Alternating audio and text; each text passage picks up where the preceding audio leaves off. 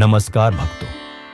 आज मैं आपको एक ऐसा दिव्य, दुर्लभ और रहस्यमय मंत्र सुनाने जा रहा हूं, जिसे बड़े बड़े साधक और तांत्रिक भी गुप्त रखते हैं। कहते हैं, इस मंत्र की शक्ति इतनी प्रबल है कि यदि आप इसे केवल 27 मिनट तक पूरी श्रद्धा से सुन लें, तो जीवन के हर रुके हुए काम, पैसों की समस्या, व्यापार में नुकसान, सब कुछ एक एक करके स्वयं श्री हरि विष्णु और मां लक्ष्मी की कृपा से समाप्त हो जाता है। लेकिन ध्यान रखिए, इस मंत्र को अधूरा सुनना वर्जित है। यदि आपने इस मंत्र को अधूरी श्रद्धा से सुना, तो इसका असर उल्टा भी हो सकता है। और अगर पूरे मन से पूरे 27 मिनट तक सुना, तो जो चमत्कार होता है वह आपकी कल्पनाओं से परे है। और हां दोस्तों,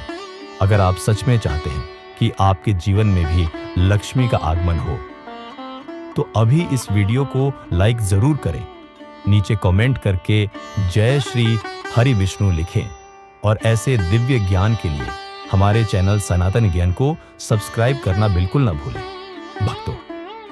काशी के एक युवक ने जब इसे पहली बार पूरी श्रद्धा से सुना, तो अगले ही दिन उसे 18 महीने से रुकी हुई सैलरी का पेमेंट मिल गया। और एक व्यापारी ने तो मजाक में सुन लिया था, और अब उसकी दुकान दिन रात चल रही है। तो भक्तों, आंखें बंद कीजिए, मन को शांत कीजिए और सच्चे भाव से श्री हरि विष्णु और मां लक्ष्मी का स्मरण करते हुए इस दुर्लभ मंत्र को सुनिए पूरे 27 मिनट तक। भक्तों, इस मंत्र के साथ यदि आप एक छोटा सा उपाय भी करें, तो श्री हरि विष्णु और महालक्ष्मी की कृपा एक साथ बरसने लगती है। उपाय यह है कि हर गुरुवार या शुक्रवार प्रातः स्नान करके घर के मंदिर में पीले फूल, तुलसी के पत्ते और एक मिठाई, लड्डू या पेड़ा चढ़ाएं। फिर दोनों हाथ जोड़कर 3 बार यह कहें कि हे श्री हरि विष्णु, हे महालक्ष्मी माता, मेरे जीवन से दरिद्रता दूर करें, कृपा करें और मेरे इस गरीब की पुकार सुनिए, मेरी सच्चे मन की प्रार्थना स्वीकार करें। फिर इसी स्थिति में आंखें बंद करके इस मंत्र को पूरे 27 मिनट तक सुने। विश्वास मानिए, इस उपाय और मंत्र के संयुक्त प्रभाव से आपकी किस्मत करवट लेगी और आपके जीवन में धन, समृद्धि और शुभ समाचारों की वर्षा होगी। जय श्री हरि विष्णु, जय महालक्ष्मी। अगर आपने अभी तक लाइक नहीं किया तो अभी करें, नीचे कमेंट करें AUM नारायणाय नमः और सब्सक्राइब करें, ताकि यह दिव्य ऊर्जा हर दिन आपके जीवन में प्रवेश करती रहे। शान्ताकारं भुजगशयनं पद्मनाभं सुरेशं विश्वधारं गगनसदृशं मेघवर्णं शुभांगं लक्ष्मीकान्तं कमलनयनं योगिविधर्यानग्मयं वन्दे विष्णु भवभयहरं सर्वलोकैकनाथम्। शान्ताकारं भुजगशयनं पद्मनाभं सुरेशं विश्वधारं गगनसदृशं मेघवर्णं शुभांगं लक्ष्मीकान्तं कमलनयनं योगिविधर्यानग्मयं वन्दे विष्णु भवभयहरं सर्वलोकैकनाथम्। शान्ताकारं भुजगशयनं पद्मनाभं सुरेशं विश्वधारं गगनसदृशं मेघवर्णं शुभांगं लक्ष्मीकान्तं कमलनयनं योगिविधर्यानग्मयं वन्दे विष्णु भवभयहरं सर्वलोकैकनाथम्। शान्ताकारं भुजगशयनं पद्मनाभं सुरेशं विश्वधारं गगनसदृशं मेघवर्णं शुभांगं लक्ष्मीकान्तं कमलनयनं योगिविधर्यानग्मयं वन्दे विष्णु भवभयहरं सर्वलोकैकनाथम्। शान्ताकारं भुजगशयनं पद्मनाभं सुरेशं विश्वधारं गगनसदृशं मेघवर्णं शुभाङ्गं लक्ष्मीकान्तं कमलनयनं योगिविधर्यानग्मयं वन्दे विष्णुभवभयहरं सर्वलोकैकनाथम् शान्ताकारं भुजगशयनं पद्मनाभं सुरेशं विश्वधारं गगनसदृशं मेघवर्णं शुभाङ्गं लक्ष्मीकान्तं कमलनयनं योगिविधर्यानग्मयं वन्दे विष्णुभवभयहरं सर्वलोकैकनाथम् शान्ताकारं भुजगशयनं पद्मनाभं सुरेशं विश्वधारं गगनसदृशं मेघवर्णं शुभाङ्गं लक्ष्मीकान्तं कमलनयनं योगिविधर्यानग्मयं वन्दे विष्णुभवभयहरं सर्वलोकैकनाथम् शान्ताकारं भुजगशयनं पद्मनाभं सुरेशं विश्वधारं गगनसदृशं मेघवर्णं शुभाङ्गं लक्ष्मीकान्तं कमलनयनं योगिविधर्यानग्मयं वन्दे विष्णुभवभयहरं सर्वलोकैकनाथम् शान्ताकारं भुजगशयनं पद्मनाभं सुरेशं विश्वधारं गगनसदृशं मेघवर्णं शुभाङ्गं लक्ष्मीकान्तं कमलनयनं योगिविधर्यानग्मयं वन्दे विष्णुभवभयहरं सर्वलोकैकनाथम् शान्ताकारं भुजगशयनं पद्मनाभं सुरेशं विश्वधारं गगनसदृशं मेघवर्णं शुभाङ्गं लक्ष्मीकान्तं कमलनयनं योगिविधर्यानग्मयं वन्दे विष्णुभवभयहरं सर्वलोकैकनाथम् शान्ताकारं भुजगशयनं पद्मनाभं सुरेशं विश्वधारं गगनसदृशं मेघवर्णं शुभाङ्गं लक्ष्मीकान्तं कमलनयनं योगिविधर्यानग्मयं वन्दे विष्णुभवभयहरं सर्वलोकैकनाथम् शान्ताकारं भुजगशयनं पद्मनाभं सुरेशं विश्वधारं गगनसदृशं मेघवर्णं शुभाङ्गं लक्ष्मीकान्तं कमलनयनं योगिविधर्यानग्मयं वन्दे विष्णुभवभयहरं सर्वलोकैकनाथम् शान्ताकारं भुजगशयनं पद्मनाभं सुरेशं विश्वधारं गगनसदृशं मेघवर्णं शुभाङ्गं लक्ष्मीकान्तं कमलनयनं योगिविधर्यानग्मयं वन्दे विष्णुभवभयहरं सर्वलोकैकनाथम् शान्ताकारं भुजगशयनं पद्मनाभं सुरेशं विश्वधारं गगनसदृशं मेघवर्णं शुभाङ्गं लक्ष्मीकान्तं कमलनयनं योगिविधर्यानग्मयं वन्दे विष्णुभवभयहरं सर्वलोकैकनाथम् शान्ताकारं भुजगशयनं पद्मनाभं सुरेशं विश्वधारं गगनसदृशं मेघवर्णं शुभाङ्गं लक्ष्मीकान्तं कमलनयनं योगिविधर्यानग्मयं वन्दे विष्णुभवभयहरं शर्वलोकैकनाथम् शान्ताकारं भुजगशयनं पद्मनाभं सुरेशं विश्वधारं गगनसदृशं मेघवर्णं शुभांगं लक्ष्मीकान्तं कमलनयनं योगिविधर्यानग्मयं वन्दे विष्णुभवभयहरं शर्वलोकैकनाथम् शान्ताकारं भुजगशयनं पद्मनाभं सुरेशं विश्वधारं गगनसदृशं मेघवर्णं शुभांगं लक्ष्मीकान्तं कमलनयनं योगिविधर्यानग्मयं वन्दे विष्णुभवभयहरं शर्वलोकैकनाथम्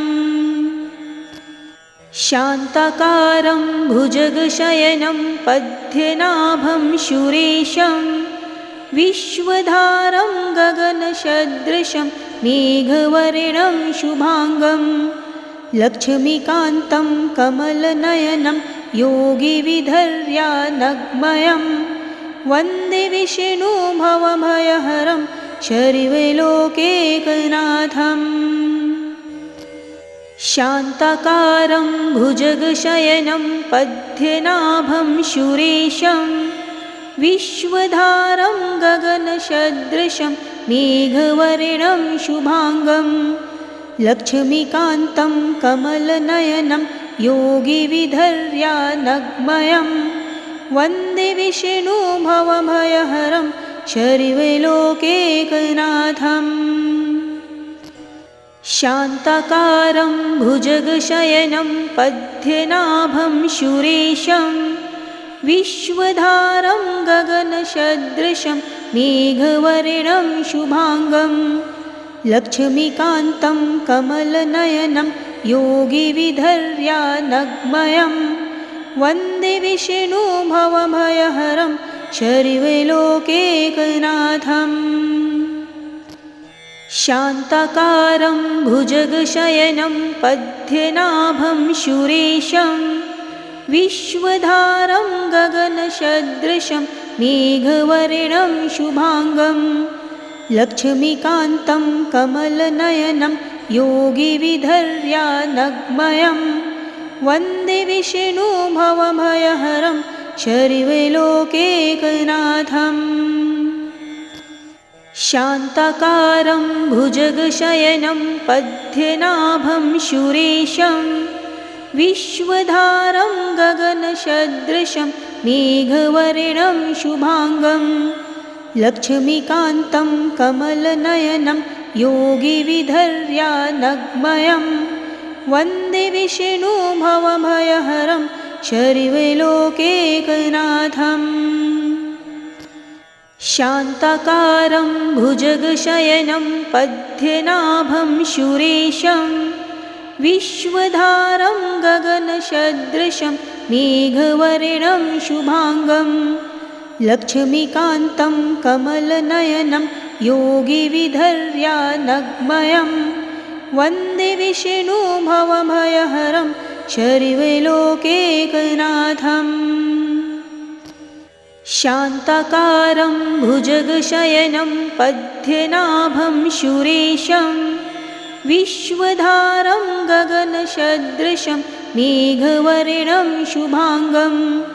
लक्ष्मीकान्तं कमलनयनं योगिविधर्यानग्मयं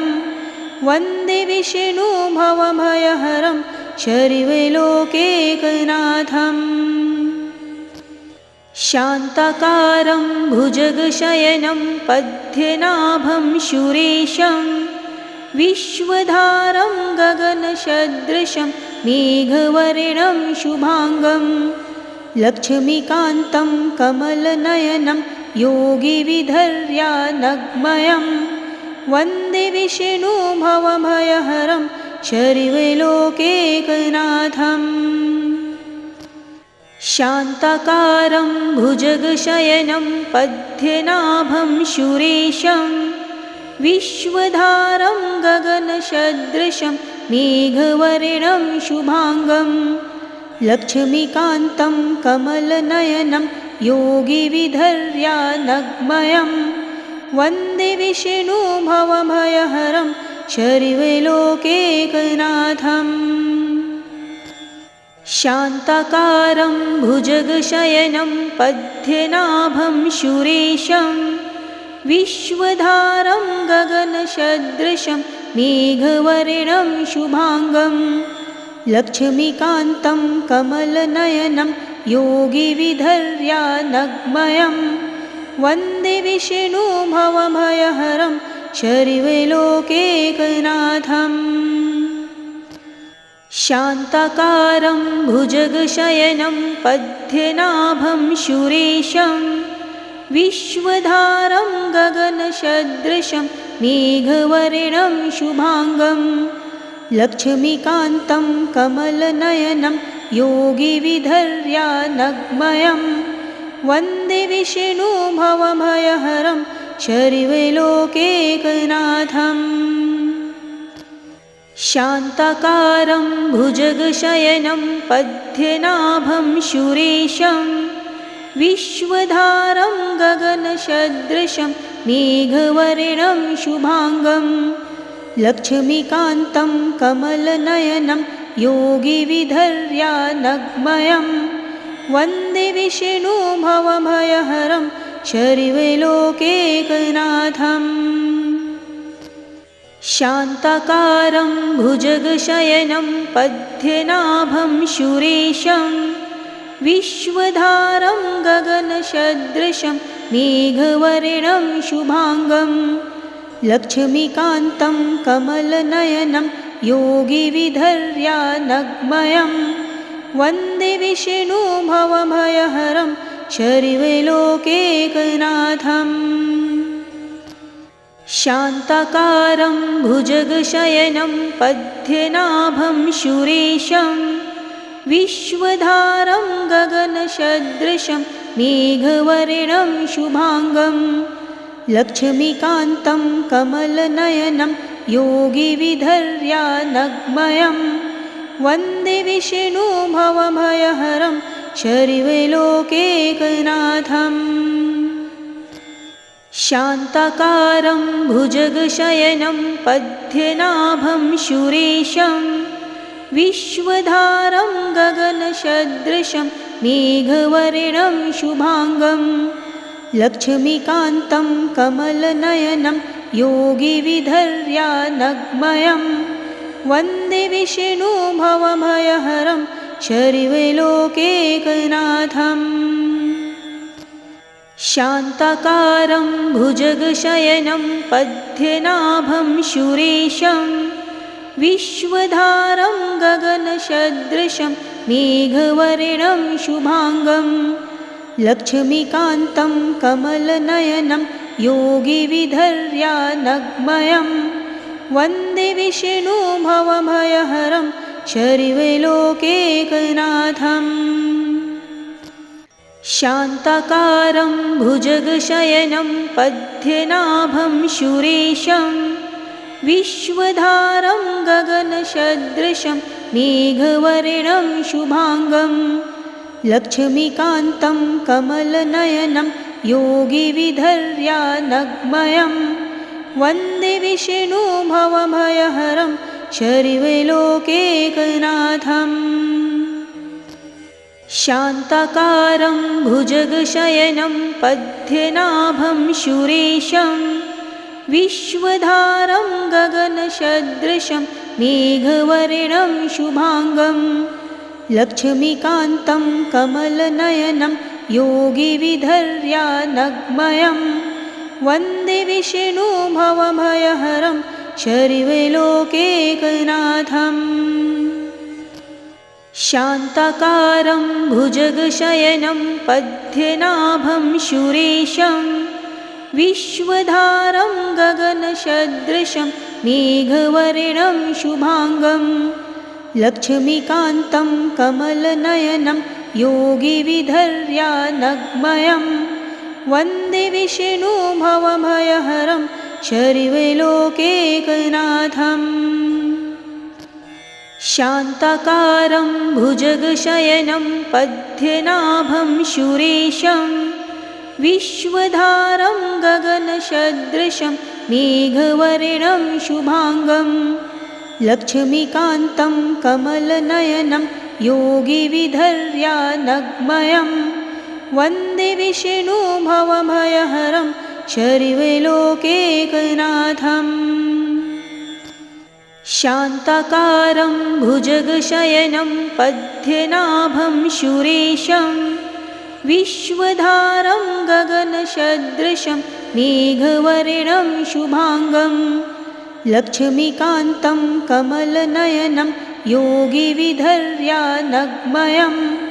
वन्दे विष्णु भवभयहरं सर्वलोकैकनाथम्।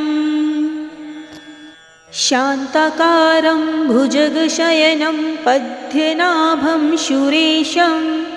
विश्वधारं गगनसदृशं मेघवर्णं शुभांगं लक्ष्मीकान्तं कमलनयनं योगिविधर्यानग्मयं वन्दे विष्णु भवभयहरं सर्वलोकैकनाथम्। शान्ताकारं भुजगशयनं पद्मनाभं सुरेशं विश्वधारं गगनसदृशं मेघवर्णं शुभांगं लक्ष्मीकान्तं कमलनयनं योगिविधर्यानग्मयं वन्दे विष्णु भवभयहरं सर्वलोकैकनाथम्। शान्ताकारं भुजगशयनं पद्मनाभं सुरेशं विश्वधारं गगनसदृशं मेघवर्णं शुभांगं लक्ष्मीकान्तं कमलनयनं योगिविधर्यानग्मयं वन्दे विष्णु भवभयहरं सर्वलोकैकनाथम्। शान्ताकारं भुजगशयनं पद्मनाभं सुरेशं विश्वधारं गगनसदृशं मेघवर्णं शुभांगं लक्ष्मीकान्तं कमलनयनं योगिविधर्यानग्मयं वन्दे विष्णु भवभयहरं सर्वलोकैकनाथम्। शान्ताकारं भुजगशयनं पद्मनाभं सुरेशं विश्वधारं गगनसदृशं मेघवर्णं शुभांगं लक्ष्मीकान्तं कमलनयनं योगिविधर्यानग्मयं वन्दे विष्णु भवभयहरं सर्वलोकैकनाथम्। शान्ताकारं भुजगशयनं पद्मनाभं सुरेशं विश्वधारं गगनसदृशं मेघवर्णं शुभांगं लक्ष्मीकान्तं कमलनयनं योगिविधर्यानग्मयं वन्दे विष्णु भवभयहरं सर्वलोकैकनाथम्। शान्ताकारं भुजगशयनं पद्मनाभं सुरेशं विश्वधारं गगनसदृशं मेघवर्णं शुभांगं लक्ष्मीकान्तं कमलनयनं योगिविधर्यानग्मयं वन्दे विष्णु भवभयहरं सर्वलोकैकनाथम्। शान्ताकारं भुजगशयनं पद्मनाभं सुरेशं विश्वधारं गगनसदृशं मेघवर्णं शुभांगं लक्ष्मीकान्तं कमलनयनं योगिविधर्यानग्मयं वन्दे विष्णु भवभयहरं सर्वलोकैकनाथम्। शान्ताकारं भुजगशयनं पद्मनाभं सुरेशं विश्वधारं गगनसदृशं मेघवर्णं शुभांगं लक्ष्मीकान्तं कमलनयनं योगिविधर्यानग्मयं वन्दे विष्णुभवभयहरं शर्वलोकैकनाथम् शान्ताकारं भुजगशयनं पद्मनाभं सुरेशं विश्वधारं गगनसदृशं मेघवर्णं शुभाङ्गं लक्ष्मीकान्तं कमलनयनं योगिविधर्यानग्मयं वन्दे विष्णुभवभयहरं शर्वलोकैकनाथम् शान्ताकारं भुजगशयनं पद्मनाभं सुरेशं विश्वधारं गगनसदृशं मेघवर्णं शुभाङ्गं लक्ष्मीकान्तं कमलनयनं योगिविधर्यानग्मयं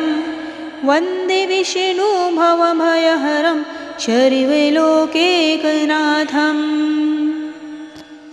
शान्ताकारं भुजगशयनं पद्मनाभं सुरेशं